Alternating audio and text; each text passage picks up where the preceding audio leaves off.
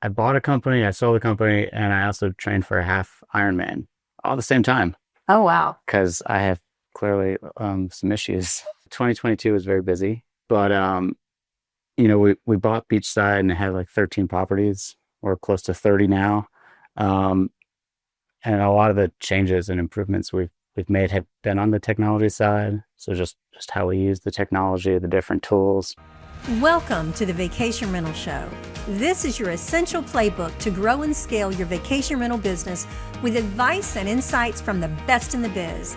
I'm your host, Lynell Gordon. Welcome to the Vacation Rental Show. I'm Lynell Gordon, your host, and I have Jay Sudowski with us today. And Jay is with Beachside Hilton Head Island Vacation Rentals. It's a company out of Hilton Head that's been there for a long time. He comes from a background of tech, guys, so he brings a lot of really cool stuff to vacation rentals. And he and his wife co-own this company and run it. And welcome to the show, Jay. I'm really happy to have you. Thank you, Linnell. So tell me this. You bought a company and you doubled it since you bought it. But tell me about your background in tech and buying the company. Did that help you as far as understanding the technology for the... Yeah, no, it definitely the tech background I have was very helpful.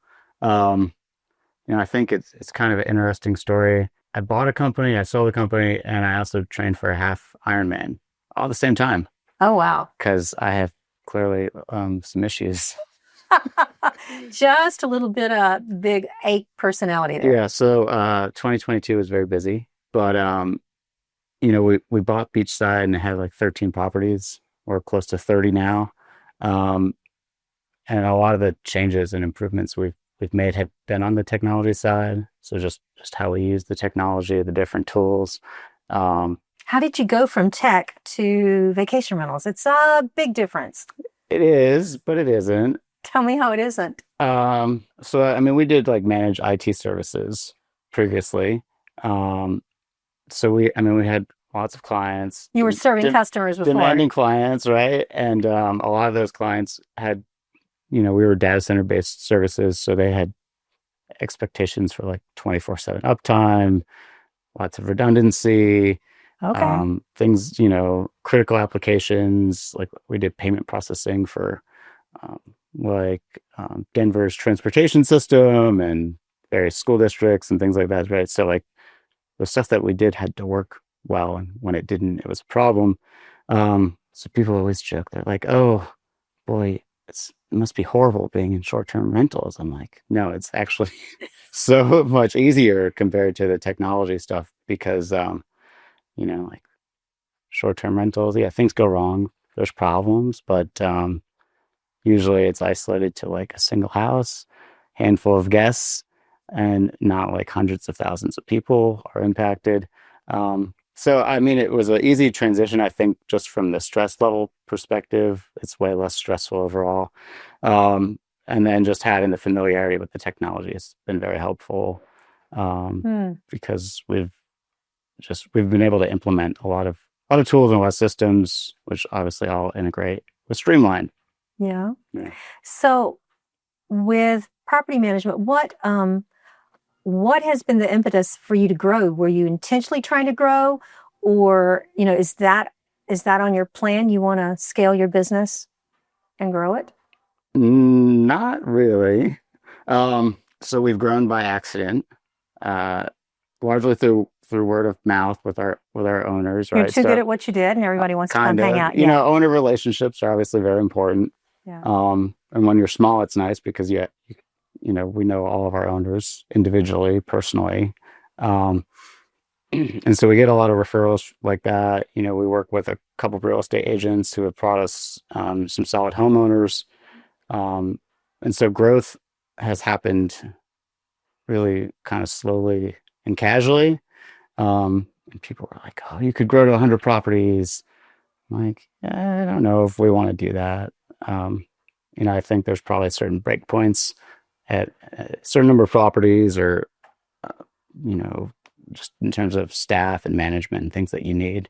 Um, so we kind of have decided to like grow and then make sure we can actually do what we need to do with the tools and the people that we have. and so that quality doesn't get impacted. So how many people do you have to have? How many people do you have to manage in order to do 30 properties, more or less? I mean, as few as possible. That's why I'm asking. I'm wondering if how many full-time employees do you have to have with Streamline that you're working with? Really, it's my wife and I are full-time-ish. Obviously, Hilton Head peak season is really spring break to Labor Day. Right. So we try to take a lot of time off in the off season. I love that. So we have a full-time maintenance man. Okay. We've got part-time inspectors. Yeah. We have outsourced cleaners. We have some remote admin support that's part-time. But you have you, your wife, and full-time maintenance. You'd have to have that and that's it? That's for it. Full-time employees? Oh my gosh, I love the overhead. Yeah. I'm just looking. Yeah. No, that's no wonder you're like, no, I don't know that I want to grow. But you've been able to double and maintain that same staff. How far do you think you can go without having to hire additional people? We'll see. I mean, we're in the process of looking at some additional admin support, just for some of the back office type stuff, not super guest facing. I think we could probably add another 8 to 10 houses. What's your favorite part of vacation rentals? You've been in it for 3 years, right? Yeah. What's your favorite part? Really is that most people actually want to enjoy their vacation, right? So like they're happy customers. Even when there's problems, it's pretty easy to make things go smoothly for them. So like people call us, they want to come on vacation. It's a short sales cycle. I love that, right? I went from like a lot of these IT deals I did probably have like 6 month sales cycle. Now it's like 6 minutes on a phone call sometimes, right? Or zero interaction at all. You just get the bookings. So that, as like a numbers guy, that makes me happy. But also just people are happy, right? They want to have a good time. They're usually pretty good guests, pretty happy folks. So it's there have to be people out there that have thought about doing property management who are listening, who are like, oh my gosh, me and my wife, we could do this. We could do this for, a certain number. You bought the company and it was already established, right? Yep. So what convinced you to buy that property management company? Well, it was kind of a weird confluence of things, right? One, I was selling my technology company, and two, so when we moved to Hilton Head at the beginning of COVID, I kept tabs on like a local business broker and would occasionally visit this guy's website, and a lot of blue collar stuff came up, like HVAC companies and electrical companies, and like, I mean, there's nothing wrong with that, right? But right. And then I find there's this property management company for sale, so I call the guy and I say, "Hey, Mike, what's the deal with this?" And he's like, "Well, how long had he been doing it?" Well, this was the broker I was talking to, right? Oh, so he's like, and most of these companies on this site stay up there for like a long time, months, years. This was wow. like up there maybe a couple weeks. Wow. He's like, we've sent out 60 NDAs. We have 3 offers on the table. So he's like, if you want to do something, like, I need your NDA and like something right away. So I looked at all the numbers and it made sense, but it also made a lot of sense. We live in Sea Pines, which is one of the 2 major places where short-term rentals are on Hilton Head. Mm-hmm. All the properties that were in the program were in Sea Pines. It was previously run by a husband and wife team. And so like my wife and I were looking to do something together. It was a very low overhead structure. In this particular instance, they also were pretty low tech. And so I felt that looking at the operation that we could grow it without adding a lot of headcount. I love that. Through automation and technology. And so it all worked out really well. But I think prior to buying the company, I would have said I was a generally pretty handy guy. Now I'm a very handy guy, right? I'm sure. Like the great thing about low overhead is there's low overhead, but it's also you wear a lot of hats, right? That's for sure. There's, absolutely like no denying the fact that depending on the day of the week and what we have going on, I could be the guy cleaning the grills or, shampooing the carpets, or I, could be talking to Marriott Homes and Villas about putting our properties on their platform, or right, doing, bring on a new vendor. So there's a lot. I guess it's fun for somebody like me who has ADHD. Like, You always there's want to always do something. something different to do, right? Like, So, how dependent are you on OTAs? Is that the mainstay of your business, or is it direct? we are about 45% direct.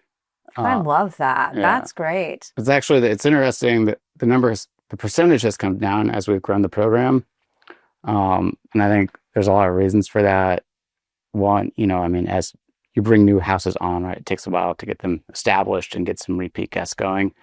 So a lot of the homes in our program are really just hitting their second year mark. So we'll see how that number kind of tracks over the next couple of years. It takes about 3 to 5 years to establish your turn. Even in that area, even in that area, I know.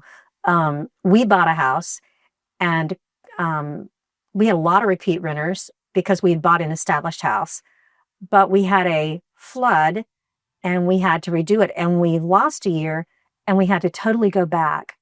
So I understand starting those new houses. Yeah, losing a year is, so we had, it's dramatic. We had one homeowner that they were contemplating doing renovation, and they had a contractor picked out and they had a budget. And so like we had their house blocked for like 7 months, and like we had updated the listing description and started booking it for the next summer, assuming they did this renovation. And then like the sticker shock came, and the budget, like the final numbers came in like 70% over budget, but it tanked their next year, even though it was an established rental, because all the repeat guests went away. Yes. Because it suddenly went from being like a pretty modest 4-bedroom beach house to a really fancy 5-bedroom beach house at much higher rates. So all those people like that we had coming back year after year, different demographic, left. Yes. Because we told them, well, the price is basically going to double or triple depending on the time of year. So they were like, see you later. And then the guests that we did have, we had to tell them that, well, the renovation got canceled. So it's, it is frustrating when things like that happen, right?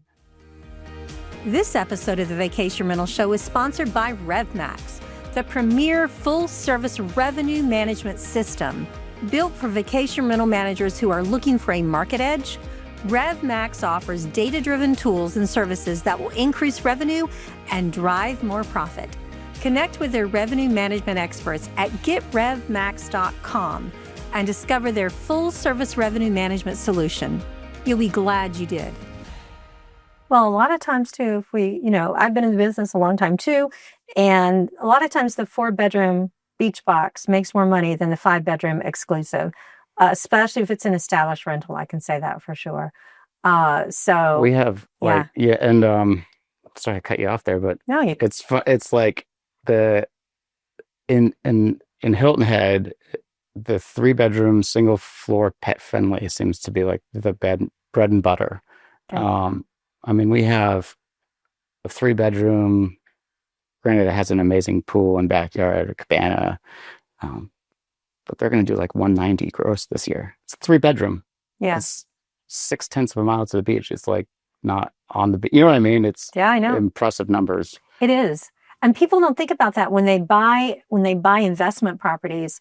You really, guys, if you think about buying investment properties, you should talk to property managers because they'll let you know what the number of bedrooms are, peak number of bedrooms that you should have, the amenities, and the location. And that's incredibly, you think about how much that 3-bedroom cost away from the beach as opposed to the Oceanfront one. Yeah. The ROI is much bigger on the one than the other.